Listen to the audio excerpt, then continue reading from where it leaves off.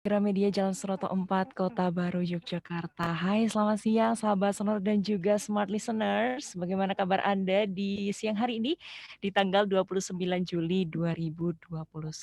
Nah, sahabat Sonora dan juga smart listeners, di kesempatan kali ini spesial gitu ya. Karena sampai nanti jam 2 siang akan kami hadirkan untuk Anda perbincangan seputar Hari Anak Nasional. Nah, ini sebelum Nesya perkenalkan narasumber yang sudah terhubung di siang hari ini ya, sahabat dan smart listeners, Nesya undang Anda, silahkan bisa bergabung di perbincangan siang hari ini, bisa melalui SMS atau WhatsApp di 0817548320. Sekali lagi Nesya ulangi ya, di 0817548320, atau bisa juga by phone di 0274557762. Baik, sahabat Sonor dan juga smart listeners, Nisha akan perkenalkan kepada Anda para narasumber yang sudah terhubung di siang hari ini. Yang pertama ada Kasih Perlindungan dan Pemenuhan Hak Anak Dinas Pemberdayaan Perempuan, Perlindungan Anak dan Pengendalian Penduduk atau DP3AP2 Daerah Istimewa Yogyakarta. Ada Bapak Giat Trisambodo SEMIP. Selamat siang, Bapak. Selamat siang. Gimana kabarnya, Bapak? Baik, ini lagi bersemangat karena nasional. Oke, baik. Kemudian juga sudah ada staf seksi perlindungan dan pemenuhan hak anak DP3AP2 DIY, ada Mbak Anissa Chandramurti SH. Selamat siang, Mbak Anissa. Ya, Mbak Nisha. Gimana kabarnya, Mbak Anissa, sehat? Sehat, alhamdulillah. Semoga tetap sehat. Oke, dan ini yang rame nih ya, ada kakak-kakak Tesaga. Selamat siang. Selamat siang, Mbak Nisha. Sehat? Sehat, Mbak. Oke, baik. Nah, sahabat Sonor dan smart listeners, kita mulai masuk ke perbincangan di siang hari ini ya, seputar dengan tema Hari Anak Nasional. Nah, tapi sebelum kita masuk ke sana gitu ya, ini sebenarnya didefinisikan anak ini siapa sih, Bapak dan juga Mbak-Mbak nih, bisa disampaikan ke sahabat Sonor dan juga smart listeners? Jadi, anak itu kan ini menurut konvensi anak ya. Jadi menurut konvensi anak, menurut undang-undang juga itu anak itu adalah anak yang berusia di bawah 18 tahun, termasuk juga anak yang ada di dalam kandungan. Oke, wah saya juga anak ini beberapa tahun yang lalu. Oke, jadi definisi anak adalah seseorang yang belum berusia 18 tahun gitu ya, termasuk anak yang masih ada di dalam kandungan. Nah, Hari Anak Nasional. Nah, ini sebenarnya sejarahnya seperti apa sih, Bapak gitu ya, dan juga Mbak gitu, bisa disampaikan ke sahabat Sonora yang kita sedang peringati gitu. Ya, jadi Hari Anak Nasional itu sejarahnya itu sebenarnya sangat panjang ya. Itu sudah dicetuskan pada Kongres Perempuan Indonesia pada tahun 1928. Jadi kongresnya itu tanggal 22 Desember 1928. Itu sudah mendiskusikan, merembuk tentang hak anak. Pada saat itu ada MBO untuk memperingati dicetuskan Hari Anak Nasional. Namun pada saat itu tanggalnya disepakati sekitar tanggal 24 ya, 24 sampai 28. Tanggal 1 sampai 3 Juni untuk memperingati Hari Anak. Namun pada perkembangannya pada zamannya Bapak Soeharto pada tahun 1984 itu kan ada penerbitan undang-undang mengenai kesejahteraan anak itu pada tanggal 23 Juli 1979. Jadi ada pergeseran dari peringatan untuk Hari Anak. Tapi substansinya, esensinya untuk bagaimana meningkatkan harkat martabat anak, memenuhi hak-hak anak itu terus digalakkan. Ini kurban itu pada 23 Juli 1979. Oke, baik. Nah, sebenarnya nih Pak Sambodo, tujuannya Hari Anak Nasional itu apa sih, Pak? Sebenarnya tujuannya agar semua orang, baik itu orang tua, masyarakat, dan berbagai pihak itu menyadari tentang arti pentingnya hak anak, dan dengan menyadari itu artinya paham untuk bagaimana semua pihak itu terlibat untuk memenuhi dan melindungi hak. Oke, baik. Untuk melindungi hak-hak anak gitu ya, Pak ya. Nah, mungkin sahabat Sonora dan juga smart listeners masih belum terlalu familiar nih, Pak Sambodo, Mbak Anissa dan juga teman-teman KKT Saga gitu ya. Sebenarnya hak dasar anak itu apa aja sih, Pak? Anak. Sudah teman yang lain? Oke, jadi untuk hak dasar anak sendiri itu terdiri dari hak perlindungan, hak partisipasi, kemudian hak untuk hidup, dan hak untuk tumbuh kembang, Mbak. Oke, baik. Nah, ini hak-hak ini diturunkan seperti apa nih, Kakak? Penerapannya ya. Jadi hak anak itu kan hak hidup ya. Hak hidup itu bagaimana anak itu dijaga kelangsungan hidupnya. Tapi walaupun dalam kandungan itu juga tidak boleh dilakukan aborsi. Itu karena mempunyai hak hidup. Berarti ketika hak hidup itu harus terpenuhinya kebutuhan lahirnya. Maka anak itu harus diberi makanan asupan yang bergizi. Kesehatannya harus dijaga. Tumbuh kembangnya harus dioptimalkan. Mungkin itu Mbak. Oke, baik. Ada Kalau tambahan untuk lagi? Oh, ya, ya kan. Ini yang sering mungkin oleh sahabat Sonora atau smart listeners yang sering diabaikan itu adalah hak partisipasi dari seorang anak ya. Terkadang itu anak apa ya, mungkin karena posisinya itu tidak sejajar dengan orang tua atau dengan orang yang dewasa, jadi cenderung partisipasinya itu diabaikan. Padahal sebenarnya anak-anak tuh berhak tuh menentukan dia tuh maunya apa yang mungkin dia rasa dia. Nah, itu untuk berpartisipasi untuk lebih mengembangkan dirinya sendiri atau mungkin dalam pembuatan kebijakan seperti itu. oke. Jadi untuk memilih sesuatu gitu bisa dibilang gitu ya, Kak ya? Nanti Mbak yang dari 4 hak tadi ya. Masih ada hak. Ini kan Mbak, untuk hak perlindungan sendiri, anak kan perlu dilindungi. Jangan sampai anak menjadi korban kekerasan di dalam keluarga. Itu tugas utama dari orang tuanya. Si anak untuk dilindungi seperti itu. Oke, jadi begitu ya, Sobat Sonora dan juga smart listeners, ada 4 hak dasar anak. Ini ada hak hidup, hak tumbuh kembang, hak partisipasi, dan juga hak perlindungan. Nah, baik. Nah, Sobat Sonora dan juga smart listeners, kita akan break terlebih dahulu ya. Silahkan untuk Anda yang punya pertanyaan nih seputar Hari Anak Nasional gitu ya, silahkan bisa disampaikan via SMS atau WhatsApp di 08175483 200 atau bisa juga via telepon di 0274 557762 dan kami akan segera kembali sesaat lagi.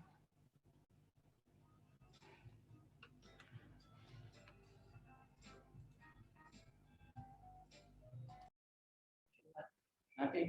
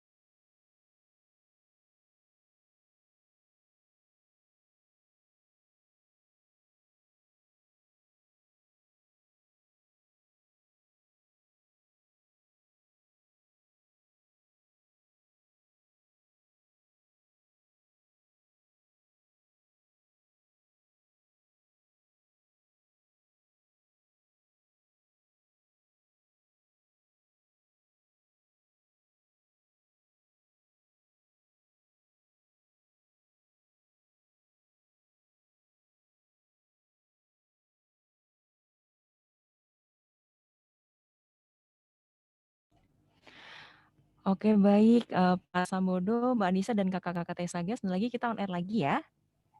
Oke, Mbak. Oke, di segmen selanjutnya kita bahas seputar kewajiban anak. Ya. Oke.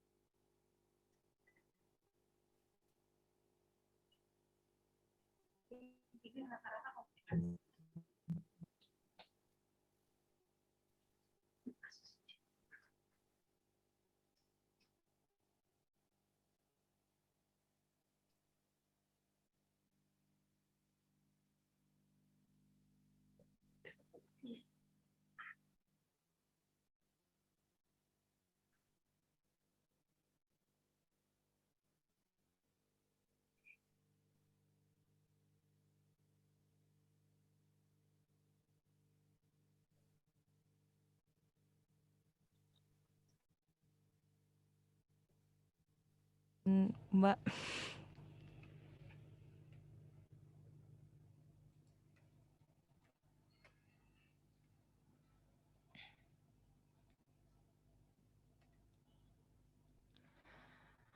Baik, sahabat Sonor dan juga smart listeners, kembali lagi kita berbincang gitu ya seputar Hari Anak Nasional bersama dengan para narasumber. Yang pertama ada Kasih Perlindungan dan Pemenuhan Hak Anak, Dinas Pemberdayaan Perempuan, Pelindungan Anak dan Pengendalian Penduduk atau DP3AP2 DIY, Bapak Giatri Sambodo SEMIP, kemudian juga staf Seksi Perlindungan dan Pemenuhan Hak Anak DP3AP2 DIY, Mbak Anissa Chandramurti SH, dan juga para kakak Tesaga di siang hari ini. Baik, sahabat Sonor dan juga smart listeners, tadi di segmen sebelumnya sudah kita bahas gitu ya, ada 4 hak dasar anak, yaitu ada hak hidup, hak tumbuh kembang, hak partisipasi, dan juga ada hak perlindungan. Nah, selain hak, ternyata juga ada kewajiban anak gitu ya. Nah, mungkin Pak Sambodo, Mbak Anissa, dan juga Kakak Tesaga bisa menyampaikan nih ke sahabat Sonor dan juga smart listener, sebenarnya kewajiban anak tuh apa aja sih? Kalau kewajiban anak itu sebenarnya malah lebih familiar ya di masyarakat, karena terkadang kalau kita bilang hak anak itu, oh ternyata anak itu juga punya hak ya. Kalau kewajiban itu kan sebenarnya dari kecil pun di pendidikan juga sudah diajarkan gitu. Misalnya seorang anak itu pasti harus menghormati kedua orang tuanya, orang yang lebih sepuh, orang yang lebih tua, kemudian walinya, kemudian guru-gurunya begitu. Kemudian seorang anak itu juga diwajibkan untuk menyayangi keluarganya dan masyarakat yang hidup di sekitar anak tersebut. Sebenarnya kalau anak-anak itu sudah mendapatkan pengetahuan itu dari ini ya, dari sekolahnya minimal, kemudian dari orang tuanya juga pasti sudah menyampaikan hal tersebut.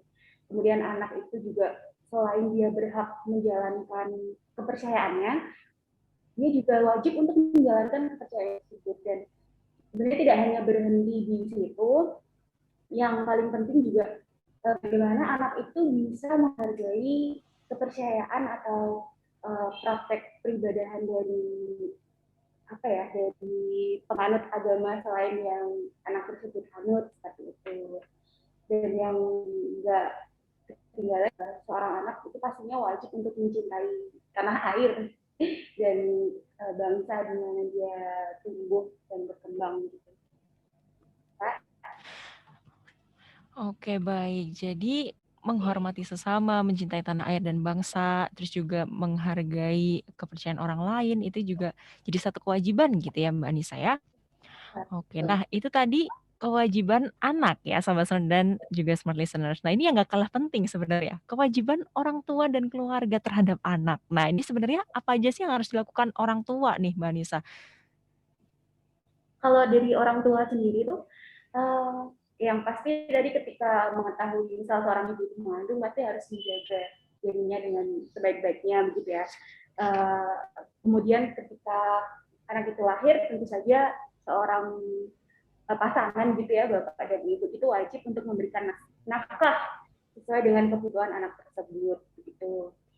Kemudian nanti seiring dengan berkembangnya anak tersebut, pasti kewajibannya itu berkembang gitu. Nanti akan mengasuh anak, mendidik anak, memelihara dan melindungi anak tersebut.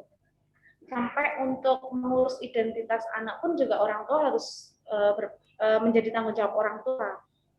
Baik itu nanti untuk pendidikan juga, sampai kalau untuk bayi tadi benar disampaikan Mbak Anissa, dari kandungan perlu mendapatkan gizi, nanti setelah melahirkan ASI eksklusif itu harus diberikan untuk anaknya, itu yang menjadi tanggung jawab atau kewajiban seorang ibu.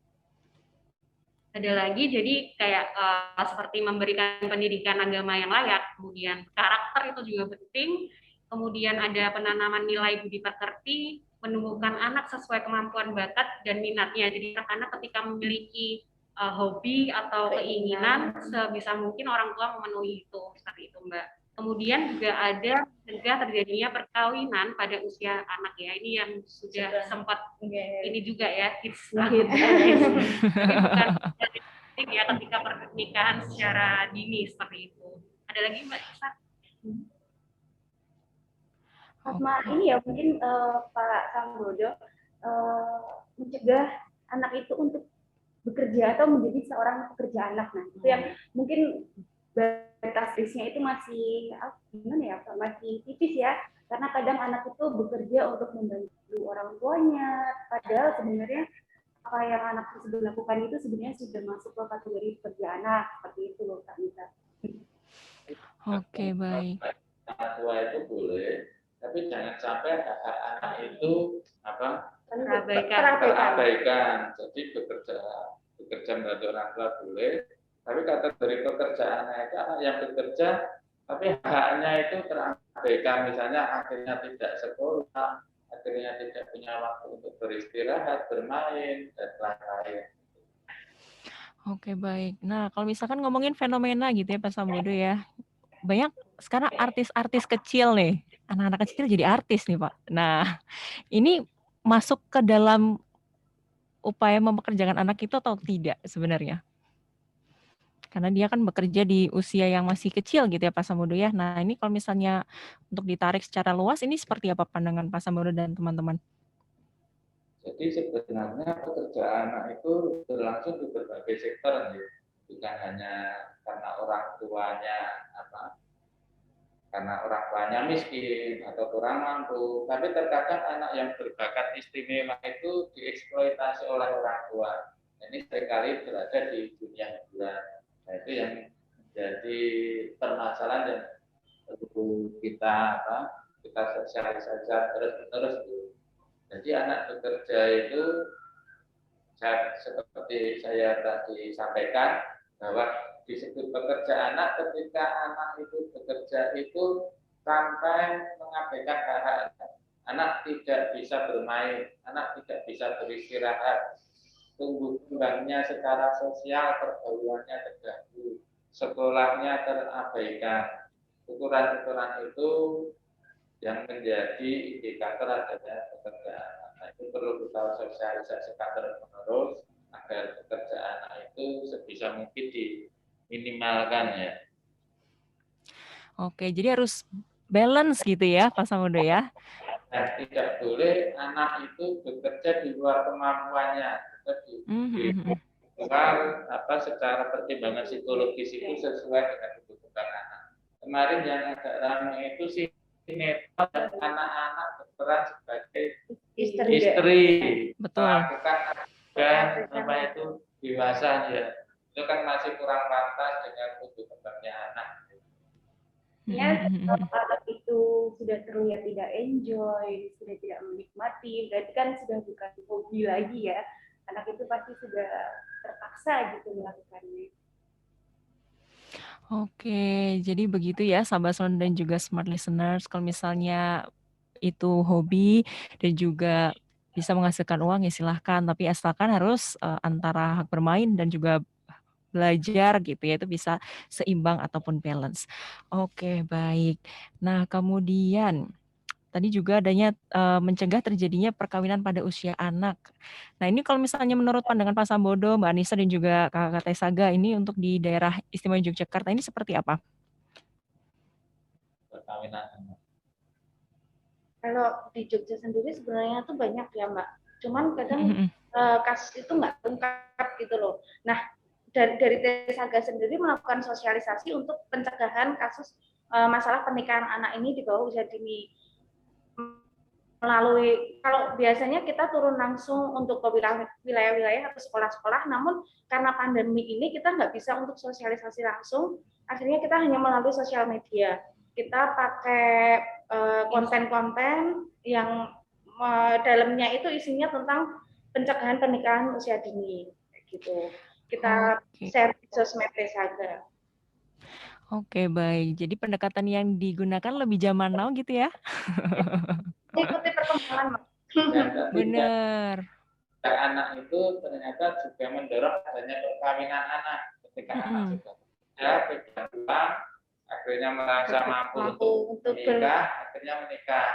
Begitu juga sebaliknya, anak yang terpaksa menikah itu karena KTG ya, karena tidak diinginkan, akhirnya terpaksa juga menjadi pekerja anak untuk memenuhi rumah tangganya. Jadi ada saling berkaitan.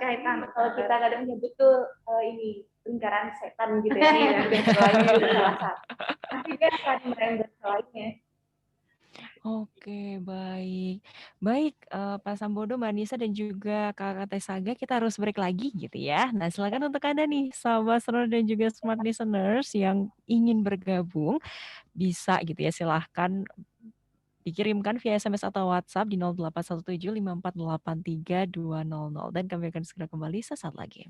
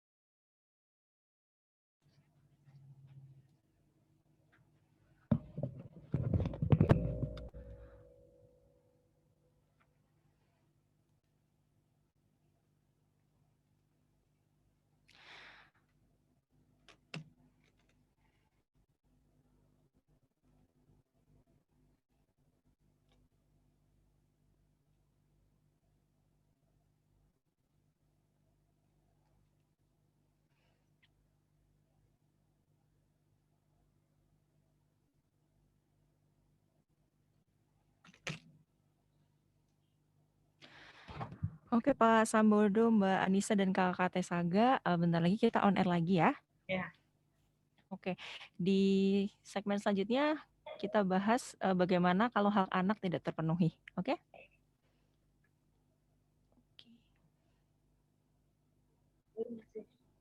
Kemudian ada juga pertanyaan-pertanyaan yang sudah masuk nih Pak Sambodo, Mbak Anissa dan juga Kakak Tesaga.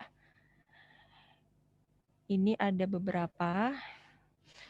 Yang pertama ada dari Mbak Sinta di Sleman tentang untuk balancing antara anak dan pekerjaan. Karena anaknya protes kok orang tuanya sibuk WFH terus, padahal juga orang tua bekerja untuk anak. Nah ini tanggapan Bapak dan Kakak seperti apa? Kemudian ada Ardin di Sleman. Kalau banyak orang tua mengharuskan anak mengejar prestasi dan mengurangi waktu bermain, apakah juga melanggar hak anak? Begitu. Oke, baik Pak Sambodo, Mbak Anissa, dan Kakak Tesaga, kita on air ya.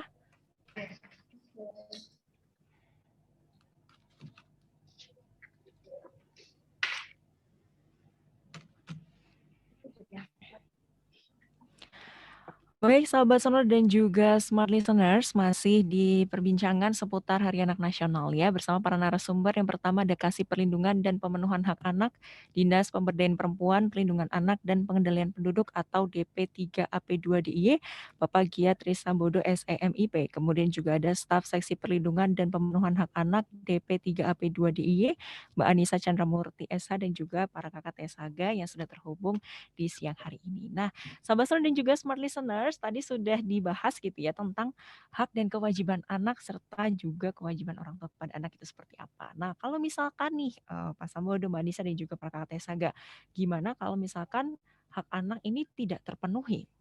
Apa yang akan terjadi? Kalau anak tidak terpenuhi, biasanya tumbuhnya tidak berlangsung dengan baik, perkembangannya juga akan terganggu. Misalnya ketika anak kesehatan dan kesejahteraannya tidak terpenuhi, misalnya asupan gizinya kurang, kesehatannya juga tidak terjaga baik, anak bisa stunting, gizi buruk, akhirnya sering sakit-sakit. Nah, ketika hak untuk pendidikannya, untuk aktivitas kreatifnya tidak terpenuhi juga, nanti anak juga perkembangannya juga kurang optimal. Anak menjadi kurang daya juangnya tidak terlalu tinggi mungkin gitu ya Mbak. Kalau kreativitasnya tuh kayak terhambat misalnya kayak gitu. Jadi bisa mungkin kalau kreativitas tuh bisa dikembangkan juga dibantu oleh orang tua di rumah seperti itu Mbak. Oke, baik. Jadi akan lebih kurang optimal gitu ya Pak Sambodo, Mbak Anissa, dan Kakak Tesaga gitu ya. Baik itu kalau misalnya secara fisiknya tidak dipenuhi dengan baik, tadi ada munculnya stunting mungkin, atau juga dia bisa lebih lemah secara fisik dan kesehatan gitu ya. Kalau misalkan dari segi psikologisnya juga kurang pede mungkin, atau juga hal-hal lainnya tidak optimal. Baik, nah kemudian ini Pak Sambodo, Mbak Anissa, dan juga Kakak Tesaga, sudah ada pertanyaan ya dari sahabat Sonor dan juga Smart Listeners yang sudah masuk di siang hari ini. Yang pertama ada dari Mbak Sinta di Sleman. Selamat siang, saya mau tanya, bagaimana caranya untuk bisa balancing antara mengurus anak dan pekerjaan? Nah, anak saya kemarin protes nih, saya sibuk work from home terus, padahal juga sebenarnya saya bekerjakan untuk memenuhi kebutuhan dia. Nah, tanggapan Bapak Ibu ini seperti apa? Terima kasih. Monggo, ini ibunya galau nih. Dari Ibu Sinta ya Mbak? Iya, betul. Ibu Sinta mungkin sebagai orang tua hanya bisa berusaha untuk menyeimbangkan antara pekerjaan dan anak, terutama atau keluarga di rumah. Mungkin anak diberikan pemahaman yang sederhana aja, seperti ibu tetap bekerja tapi di rumah, mungkin dari jam sekian sampai jam sekian. Nanti setelah itu waktu ibu untuk sama anaknya gitu. Jadi ada pemahaman yang mudah dipahami kayak gitu. Ketika ini udah membuat kesepakatan, ibu harus bertanggung jawab untuk melaksanakan apa yang sudah dijanjikan tadi, harus berkomitmen dengan si anak. melaksanakan, misalnya sekarang ibu udah selesai nih WFH, kita main bareng, atau ibu, kalau ini tergantung usia anak ya Mbak, kalau anak masih balita atau apa, nanti ibu bantu suapin, nanti mandi bareng ibu, masnya dimandikan atau gimana, seperti itu. Mungkin itu yang bisa dibuat kesepakatan. Oke, jadi diajak ngobrol gitu ya. Dia dibuat jadwal, nanti habis ini mau ngapain sama anak, mau entah mau main bareng, nanti nyuapin atau dimandikan dan sebagainya, seperti itu. Tapi kalau udah malam, ya udah si ibu harus quality time dengan anak sampai menidurkan anak. Tidak lagi untuk bekerja. Tidak lagi pegang HP. Tidak lagi pegang HP. Nah, itu juga udah waktunya untuk si anak. Kalau bisa seperti itu, Mbak. Oke, jadi dibikin jadwal gitu ya. Kalau misalkan mungkin dari pagi sampai jam 11 gitu ya, WFH ngurusin kantor gitu, tapi nanti sisanya bisa melakukan pekerjaan bersama dengan anak-anak. Oke, baik begitu ya Mbak Sinta di Sleman, semoga bisa menjawab. Kemudian ada lagi nih Pak Sambodo, Mbak Anissa dan juga Kakak Tesaga ya. Ada dari Ardin di Sleman. Selamat siang, saya mau tanya, kalau misalkan banyak orang tua mengharuskan anak mengejar prestasi di sekolah, kemudian jadinya mengurangi waktu bermain. Nah, apakah ini melanggar hak anak? Terima kasih. Nah, ini seperti apa? Terima kasih dari Ardin ya. Ini Iya, kayaknya yang betul. naik anak ya Mbak ya, atau orang tua ya. Curahan hati ini. Karena kenapa orang tua kok ingin ada prestasi dan mengurangi bermain gitu, itu termasuk melanggar hak anak atau enggak? Kalau ini perlu dilihat juga sih dari sudut pandang dari Mas Ardin nih. Jadi barangnya itu seperti apa gitu ya. Jadi perlu komunikasi juga gitu dengan orang tua.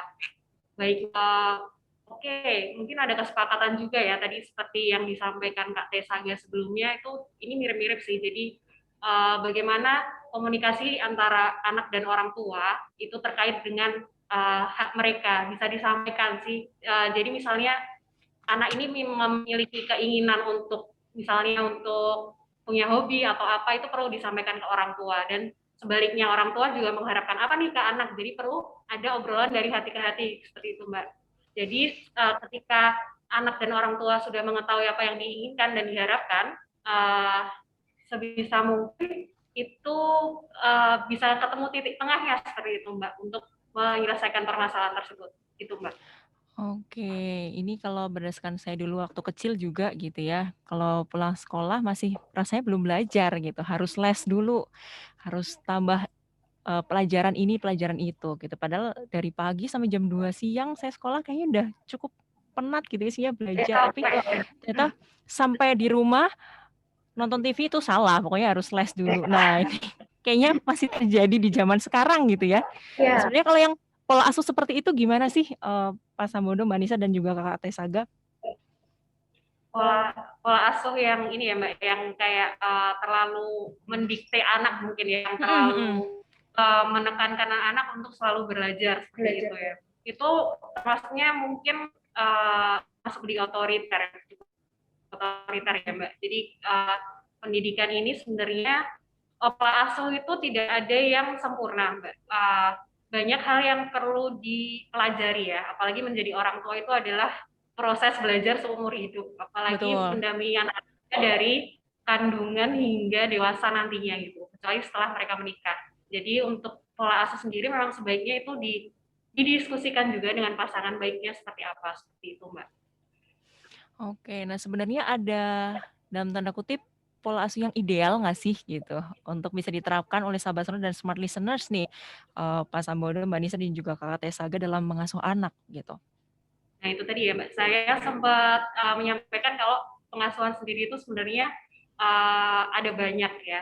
Tiap keluarga memiliki pola asuh yang berbeda, dan itu tergantung dengan kebudayaannya juga Mbak. Yang penting adalah konsistensi dari orang tua dan anak ini merasa nyaman, nggak ada tekanan, nggak ada paksaan. Dan komunikasi itu tadi Mbak, yang positif dengan anak itu seperti apa? Oke, jadi kalau bisa komunikasi juga dua arah gitu ya? Ya. Jangan. orang Jangan tuanya terus nih cerewet nih ya kan, sepanjang jalan gitu, anaknya diem bae gitu, nggak bisa ngomong, nggak bisa jawabin gitu ya. Wah, jadi ini komunikasi terbuka gitu ya, sahabat sonor dan smart listeners, ini juga penting dalam membangun hubungan antara orang tua dan anak. Nah, baik. Kemudian ada lagi nih pertanyaan Pak Sambodo, Mbak Anissa dan juga Kakak Tesaga dari Budi di Kalasan. Selamat siang, saya mau tanya. Nah, kakak saya ini kayak diktator kalau sama anak. Kalau misalnya ngajari materi dari sekolah itu keras sekali. Nah, sebenarnya saya cukup kasihan lihat keponakan saya, tapi saya mau negur kakak saya juga nggak enak. Nah, kira-kira saya sebagai orang luar ini yang kasihan dengan keponakan, apa sih yang bisa dilakukan? Terima kasih. Wah, ini ada lagi begitu ya. Jadi kasusnya ini lebih ke kakaknya punya anak dan keras Mm-mm. gitu ya ke Ya, betul. anaknya. Dan adiknya kok ngerasa ini polanya kok kurang tepat ya, pengen ngasih tahu gimana ya ke kakak gitu ya Mbak ya. Mm-mm.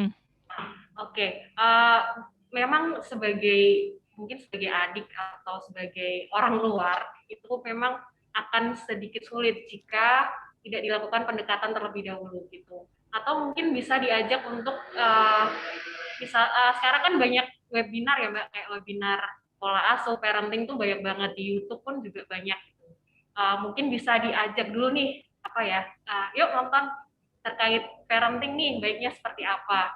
Kalau susah kita kadang kan kita sebagai keluarga tuh susah untuk memberitahu keluarga sendiri gitu ya Mbak kondisinya, perlu orang lain untuk memberitahukan itu gitu, atau bisa diajak untuk konsultasi ke profesional atau bisa ke Tesaga juga untuk tanya-tanya terkait itu Mbak, seperti itu. Oke, baik. Begitu ya Mas Budi ya, terima kasih banyak. Nah, habis ini kita bahas kasus-kasus yang terjadi gitu ya. Pak Sambodo, Mbak Anissa dan juga Kakak Tesaga, ini ternyata ada banyak sekali. Nah, ini nanti di segmen terakhir akan kita ulas gitu. Nah, kalau misalkan ada lagi gitu ya, sahabat Sonora dan juga Smart Listeners yang ingin bertanya seputar dengan hak dan kewajiban anak gitu ya, boleh silahkan langsung disampaikan pertanyaan Anda via SMS atau WhatsApp di 081754832200.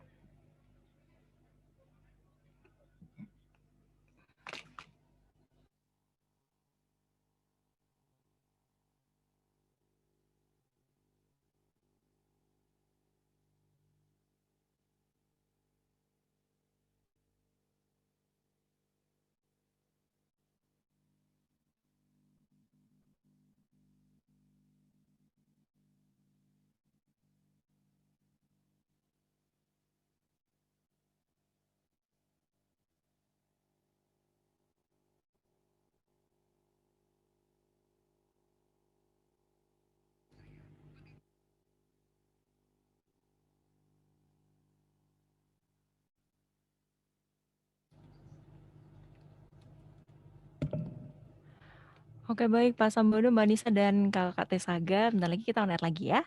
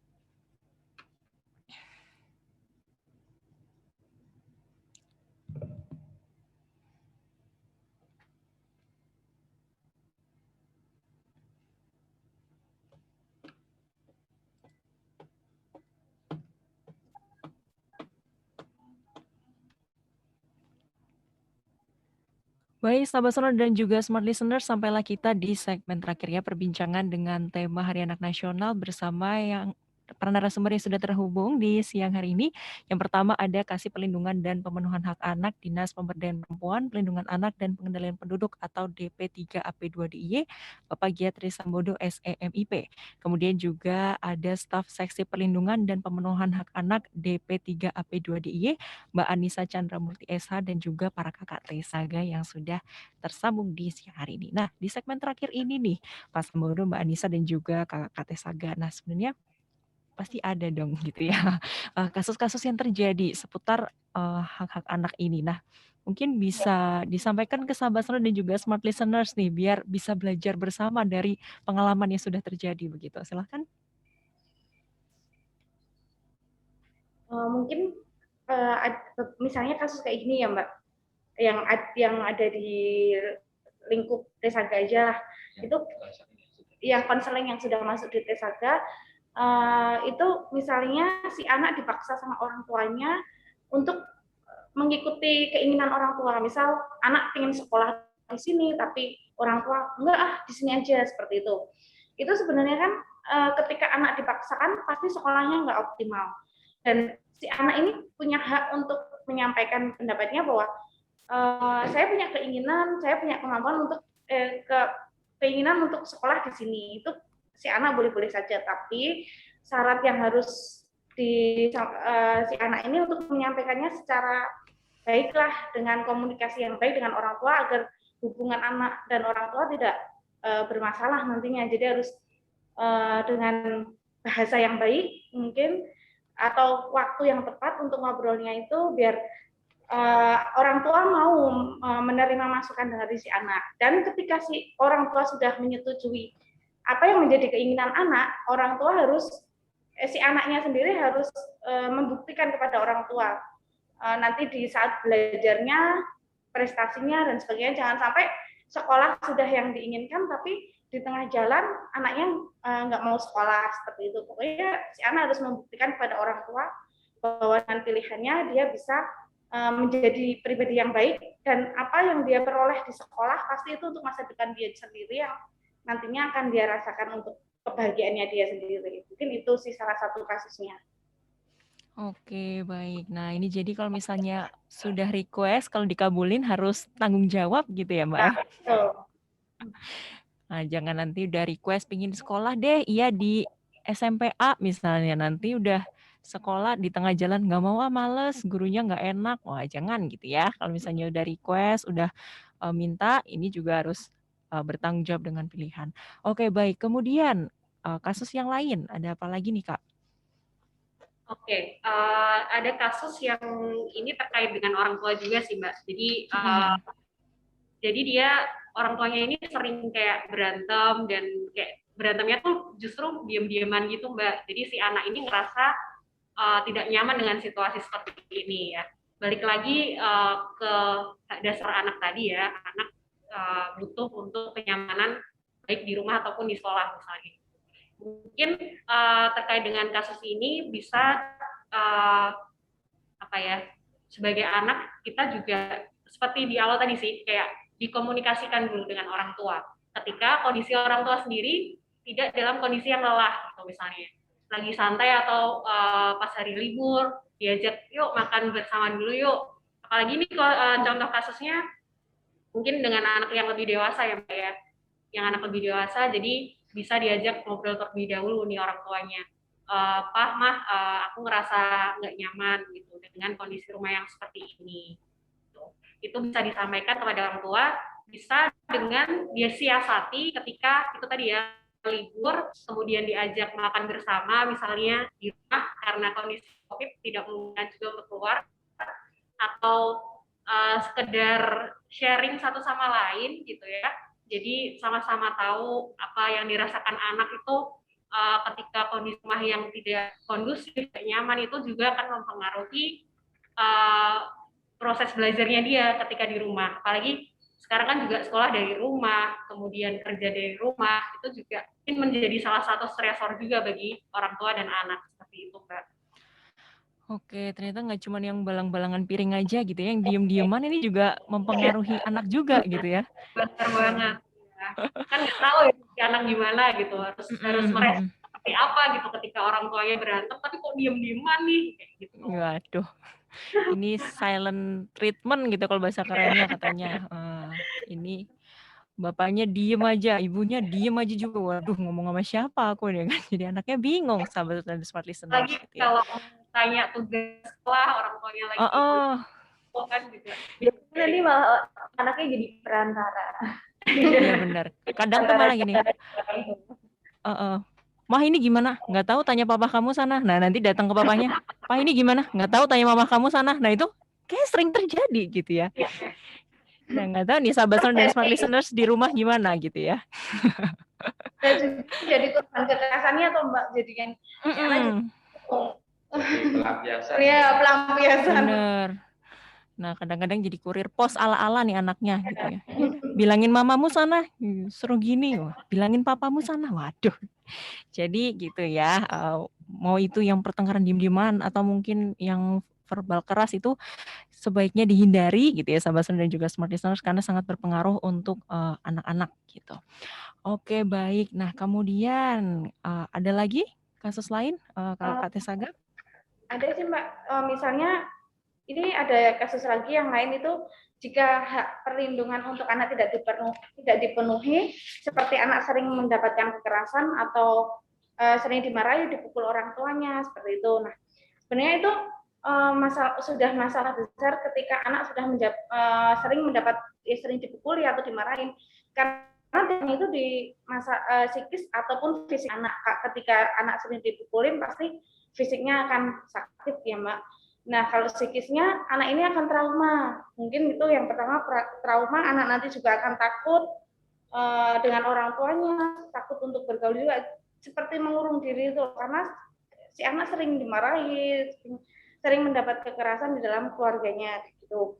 Nah, ketika hal ini tidak cepat ditangani, itu berdampak nanti sampai dewasa, sampai nanti mungkin akan depresi dan bisa juga si anak ini melakukan kekerasan, menjadi pelaku kekerasan itu ke orang lain, baik itu di dalam keluarganya sendiri ataupun di lingkungan sekolah seperti itu. Nah, kalau sudah seperti ini harusnya baik itu orang tua atau tetangga di sekitarnya yang melihat harus membawa ke yang profesional lah, tenaga profesional agar si anak ini mendapat perlindungan atau penanganan lebih dini sehingga nanti anak akan tumbuh dan berkembang kembali secara wajar perannya si anak ini, tidak lagi akan melakukan kekerasan ataupun hal-hal yang tidak diinginkan. Mungkin itu sih Mbak. Dan ketika anak ini punya masalah tapi nggak berani cerita ke orang tua, mungkin alternatifnya bisa sih konsultasi ke Tesaga gitu. Mungkin itu sih Mbak. Nanti kalau memang butuh pendampingan lebih lanjut akan dibantu dengan layanan Tesaga untuk ke tenaga yang lebih profesional juga. Oke baik. Nah kalau misalkan ingin mengontak Tesaga nih, bisa menghubungi kemana sih Kak? Oh oke Kak, nanti bisa melalui WA. Ada WA kita punya beberapa sosmed Mbak, di telepon gitu. 0274 kalau teleponnya 0274 565 003. Itu setiap jam kerja ya Mbak, dari Senin sampai Jumat. Itu dari jam 8 sampai jam 4 untuk Kamis, kalau Jumatnya sampai setengah 3.